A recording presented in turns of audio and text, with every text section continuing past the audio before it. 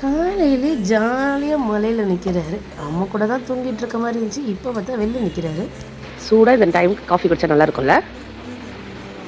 Coffee என்ன? ஆமாம், இப்போ தான் எடுத்துகிட்டு வரனா போடாமல் எப்படி எடுத்துகிட்டு வர முடியும்? இப்போ போய் எல்லாத்தையும் நான் போட்டு எடுத்துகிட்டு வரணும்.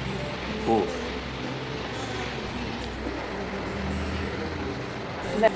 ஏய் ஏய், எப்போ போட்டேன் இந்த காஃபி? என்ன காஃபி? ஓ, ஆமாம், எப்போ காஃபி போட்டேன் எனக்கு தெரியாமல்? காலைல நீ எழுந்தியா? ஓ, அதுக்கு முன்னாடி நான் எழுந்தேனா? எழுந்தியா? போர் அடிச்சு என்ன பண்ணலான்னு பார்த்தேன். இன்னைக்கு செகண்ட் டேல டிஷ்ஷை முடிச்சிட்டேன். அட, ஒரு காஃபியோட செகண்ட் டிஷ் முடிச்சிட்டியா? இதே உங்களுக்கு அதிசயம் இல்லை? உண்மை, இந்த மலைக்கு இந்த மாதிரி சிங்காடு சூப்பரான காஃபி கிடைக்கிறது அதிசயம் தான் எனக்கு. தேங்க்யூ.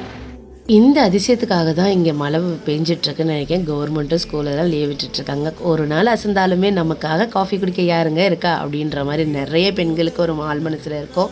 ஆனால் இத்தனை வருஷம் கல்யாண வாழ்க்கையில் இந்த ஒரு காஃபிக்காக எவ்வளோ வெயிட் பண்ணியிருப்பேன்றது ஒய்ஃப்ஸுங்களுக்கெல்லாம் நிறையவே தெரியும். அது இன்றைக்கி எனக்கு கிடச்சிருக்கு.